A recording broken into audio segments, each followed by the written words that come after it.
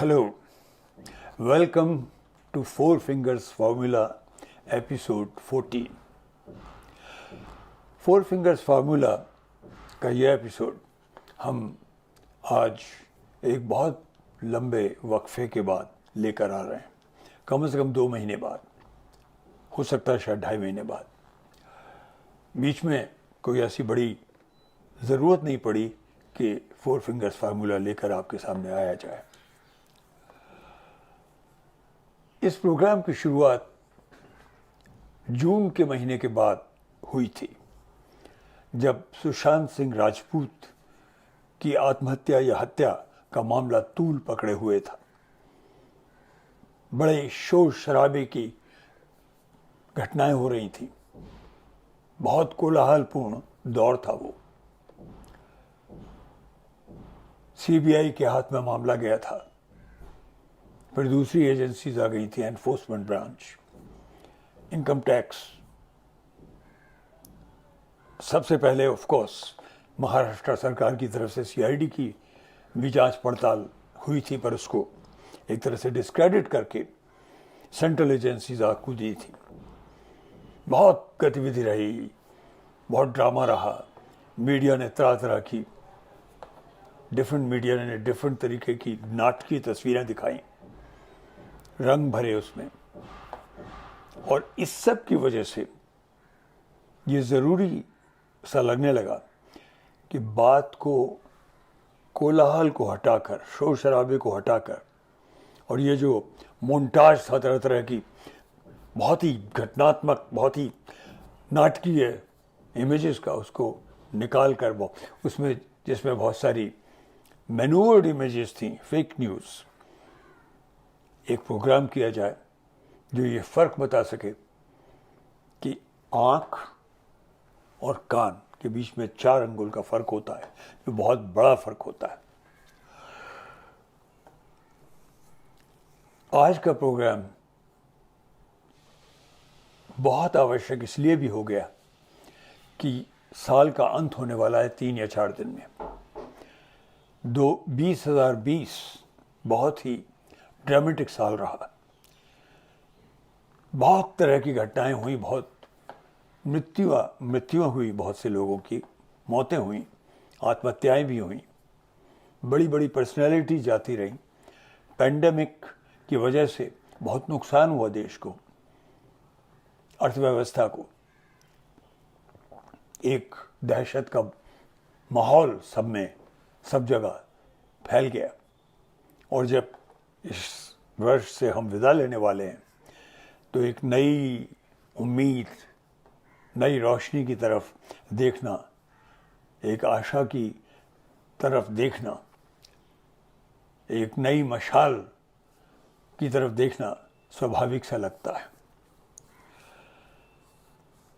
पर क्या ये सही है? एक और घटना है, बहुत ही बड़ी घटना है, जो पिछले महीने भर से ज़्यादा से चल रही है। इस घटना को बताने से पहले इस साल की शुरुआत की बात याद दिलाना चाहूँगा। इस साल की शुरुआत एक बहुत बड़े सिट इन, धरने से शुरू हुई थी, जिसमें बड़ी बड़ी बुजुर्ग महिलाएं भी शामिल थीं। शाहीन बाग का धरना, वो धरना उठ नहीं रहा था, पर वो उठ गया क्योंकि पेंडेमिक आ गया, कोरोना का अटैक आ गया। पर अब कोरोना का अटैक पूरी तरह से गया भी नहीं था। एक और बहुत ही बड़ी घटना शुरू हुई, बहुत बड़े स्केल पर, शाहीन बाग से भी कहीं बड़े स्केल पर किसानों का धरना शुरू हुआ। एक जगह नहीं, कई जगह बड़ी बड़ी सड़कें रोके हुए हैं। कड़कड़ाती हुई सर्दी है, बिल्कुल सब जीरो टेम्परेचर चल रहा है, और कई जगह बहुत सारे मुहानों पर बुजुर्ग, यंग, मिडिल एजेस, हर तरह के किसान धरने पर बैठे हुए हैं और हिल नहीं रहे। क्यों ज़रूरी है आज उसके बारे में सोचने का? एक बार फिर कान और आंख की फर्क की बात आ जाती है। आज की का जो ये 4 फिंगर्स फार्मूला है, इसकी थीम मेरे विचार से एक तरह से द्वंद्व और अंतर्द्वंद की थीम है। मैं मामले को थोड़ा सबलाइम स्पेस में, फिलोसॉफिकल स्पेस में, दार्शनिक सी स्पेस में ले जाना चाहूंगा। अगर हम थोड़ी देर के लिए परिकल्पना करें कि जैसे मैं या मेरे जैसा कोई भी व्यक्ति, कोई भी नाम दे सकते हैं उसे, मेरे ख्याल से सबसे अच्छा नाम होगा मिस्टर वाइट। कोई दाग नहीं, स्वच्छ, समझा जाने वाला। ऐसा एक व्यक्ति सामने आता है, बहुत बड़ा जन समुदाय, बहुत बड़े मेजॉरिटी के साथ, बहुत बड़े परसेंटेज के साथ, बहुत बड़े थपथपी के साथ उसको एक स्थान देता है, उसके हाथ में अपना जीवन सौंपता है, उसको ठीक से चलाने के लिए, न्यायपूर्ण तरीके से चलाने के लिए। हर चीज उपलब्ध है उसे, सेना, हर तरह की सेना, नौसेना, स्थल सेना, हवाई सेना, वायु सेना, हर तरह की एजेंसीज उपलब्ध है, अपार धन उपलब्ध है, सब तरह की ताकत है, पावर है।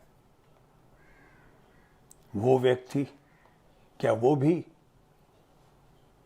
4 फिंगर्स फार्मूले की जो स्पिरिट है उसके मुताबिक, उसके जैसे ही आंख और कान का जो के बीच का जो फासला है उसका शिकार हो सकता है? कैसे हो सकता है? उसे तो सब तरह की सुविधाएं उपलब्ध हैं, पूरा मीडिया उसके हाथ में है, मीडिया का पर कंट्रोल है, तो मीडिया उसको बताना ही चाहिए उसे सब कुछ ठीक से।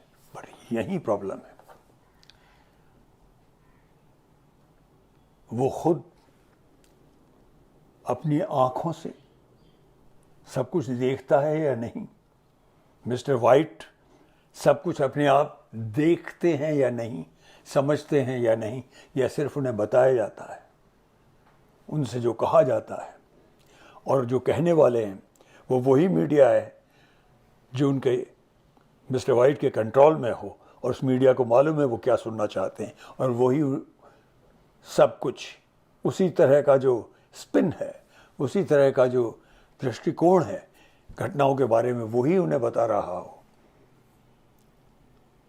वो व्यक्ति खुद जाकर के ना देख रहा हो तो क्या होगा? बहुत बड़ा फासला आ जाएगा। आज वो फासला खड़ा हो गया है। वो व्यक्ति ये नहीं समझ पा रहा है, मिस्टर वाइट, कि ये वो घड़ी आ गई है जो शायद बहुत बड़ी फैल सकती है। हमारा देश एक ऐसी कगार पे आ गया है जिसमें स्थिति कोई भी टर्न ले सकती है। कमाल की चीज यह है कि फार्मर्स का जो ये एजिटेशन है, आंदोलन है, इतने विशाल स्केल पर और इतना शांतिपूर्ण, पर मिस्टर वाइट को शायद क्या बताया जा रहा है कि नहीं, फार्मर्स को तो गुमराह किया गया है, अपोजिशन कर रहा है, वो पार्टियां कर रही हैं, और क्योंकि सब तरह से खबर वैसी है, उनके जो लेफ्टिनेंट्स हैं वो भी उन्हें वही खबर दे रहे हैं कि आप तो स्वच्छ हैं, पवित्र हैं, मिस्टर वाइट हैं आप। बल्कि उनको सलाह दी जा रही हो मिस्टर वाइट को कि समझ जाएंगे, नाराज हो गए हैं लोग, जाइए उस मंदिर में, उस गिरजे में, उस गुरुद्वारे में जाइए, माथा टेकिए, उन्हीं के जैसी पोशाक में जाइए, सब ठीक हो जाएगा। हर तरह की कोशिशें हो रही हैं, फिर भी इतना बड़ा जन समुदाय तब्दील नहीं हो रहा है, और जगह जगह से किसान बढ़ते जा रहे हैं। किसान ही नहीं, जवान भी आने लगे हैं। मजदूर भी आने लगे,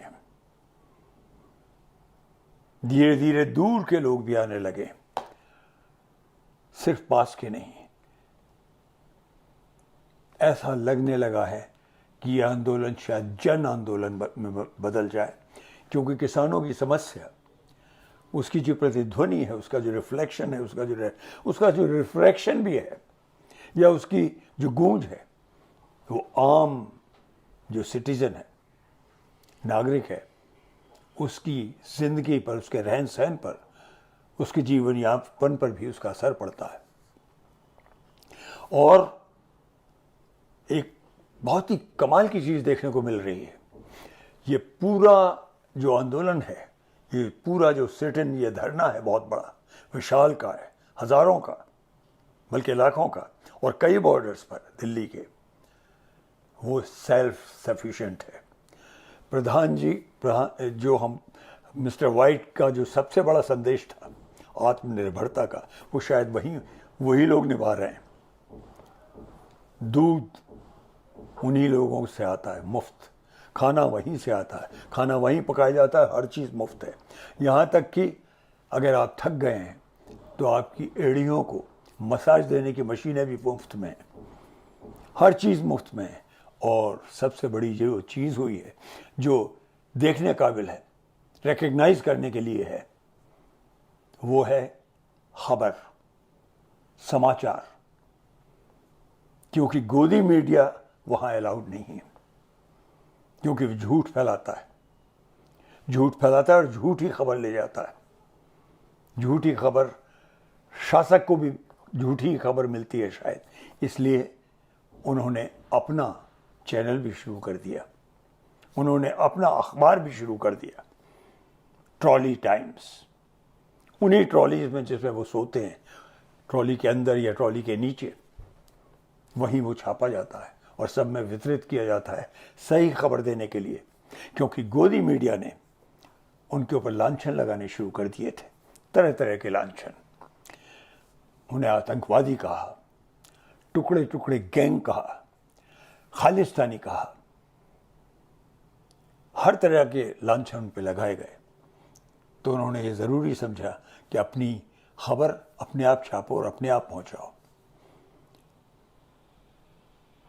मिस्टर वाइट के चारों तरफ बहुत बहुत खतरनाक सी स्थिति हो रही है, और वो सिर्फ इसलिए है कि वहाँ सही बात शायद नहीं पहुँच रही है। वरना ऐसा कैसे हो सकता है कि ये जो द्वंद्व की सी स्थिति आ गई है, उसमें उन्हें अंतर्द्वंद तक नहीं हो रहा है, सेल्फ कॉन्फ्लिक्ट भी नहीं हो रहा है, सेल्फ डाउट भी नहीं हो रहा है, कहीं मैं ही तो गलत नहीं हूं। ये साल जैसे ख़त्म हो रहा है, इसका फोर फिंगर्स फार्मूले का आखिरी एपिसोड ख़त्म करते वक्त, उसे समर्पण करते वक्त, हम यही आशा करते हैं कि मिस्टर वाइट शायद अपनी आंखें खोल सकें और सिर्फ कानों की बात सुनने से, उसकी जगह जो उन्हें पहुंचाई जा रही है उसे सुनना पड़ता है, अपनी आंखों से स्थान पर जाकर, उस स्थल पर जाकर, उस स्पेस में जाकर जहां ये आंदोलन चल रहा है, असंतुष्ट स्थिति फैल रही है, उसे देख सकें खुद अपनी आंखों से और खुद उसका असेसमेंट कर सकें।